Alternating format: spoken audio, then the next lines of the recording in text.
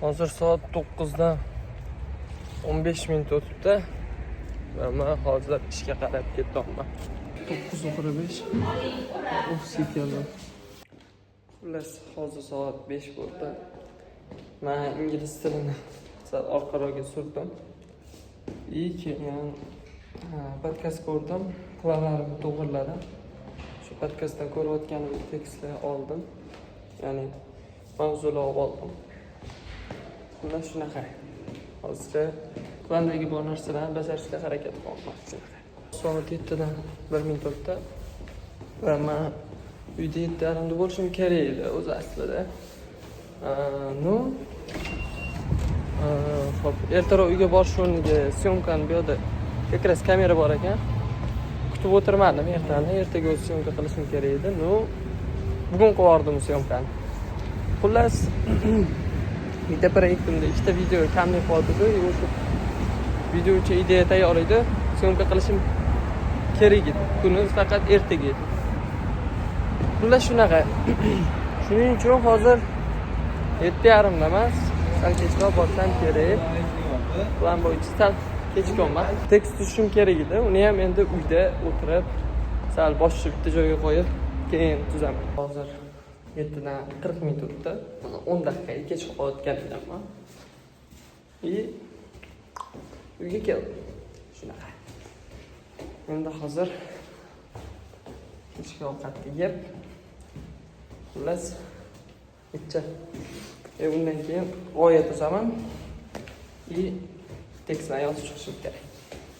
Kitobni ham o'qishim kerak. Menimcha kitob ham o'qiyman bugun. Soat 10dan 3 minut o'tdi va men nihoyat tekst yozib bo'ldim. Do'stlar bilan ko'rishmaslik bu yaxshi degan mavzuda. Bu kamida bir 2 barodan oshdi.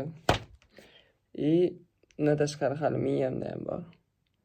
Endi hozir to'g'risi nonushta, qanaqa nonushta, kechki ovqat qilmadim. Endi tayyorlab qilishim kerak.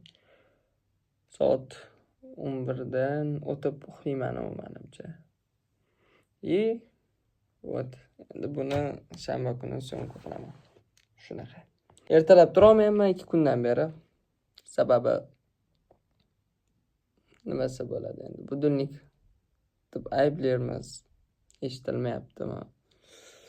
Lekin budilnik qo'yib yotdim. Turolmayotgandirman. O'ylayapman hozir ishda boshqada aqliy mehnat qilayotganimga balki bu endi bahona tuyulishi mumkin, ya'ni o'zim uchun ham bahona deb o'ylayapman.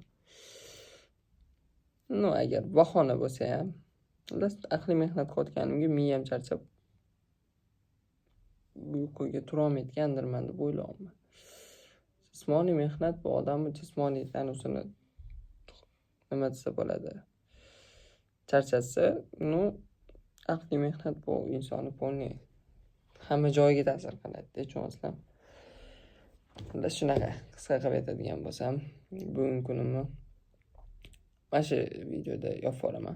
Telegram kanalim bor, boshqa bor. Hammasiga o'tib olsanglar, qiziqroq narsalar kunlik davomida qiziq voqealarni qo'yib boraman bundan buyog'iga. Telegram kanalim pastda bo'ladi. Charchamanglar. Yaxshi dam olinglar.